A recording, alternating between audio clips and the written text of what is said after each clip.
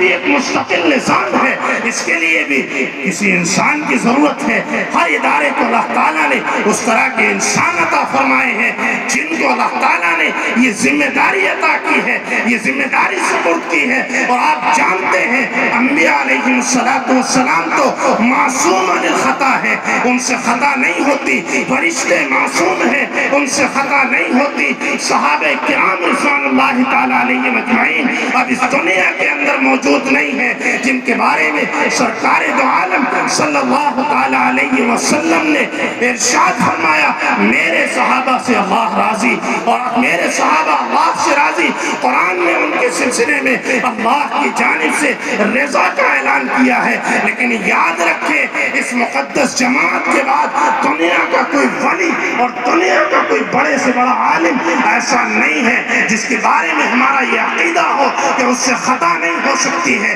اس سے چوک نہیں ہو سکتی ہے، اس سے غلطی نہیں ہو سکتی ہے۔ ادارے کا ایک نظام ہے، ممکن ہے اس انتظام میں ہم سے کچھ کوتاہی ہوئی ہو، آنے والے مہمانوں کی صحیح طریقے پر ضیافت اور صحیح طریقے پر ان کا انتظام نہ ہو سکا ہو، ہم اس کے لیے معذرت چاہتے ہیں اور اپنے تمام آنے والے مہمانوں کا شکریہ ادا کرتے ہیں۔ ادارہ پچھلے چند سالوں میں بہت حالات کا شکار رہا ہے۔ آپ کو معلوم ہے لاک ڈاؤن کے زمانے میں تمام ہی مدارس متاثر ہوئے ہیں، لیکن لاک ڈاؤن کے بعد جیسے اور دیگر بعض اداروں میں بڑی بڑی ہستیاں، ادارے کے بڑے بڑے اساتذہ اور بڑے بڑے علماء، حتیٰ کہ بعض بڑے اداروں کے ذمہ دار اور ارباب مدرسہ اس دنیا سے رخصت ہو گئے ہیں۔ ظاہر ہے کہ ایک نظام کے اندر سے ایک معتمد ہستی اور ذمہ دار ہستی جب چلی جاتی ہے، اس دنیا سے رخصت ہو جاتی ہے، اثر پڑتا ہے، حالات آتے ہیں، انہی حالات کی وجہ سے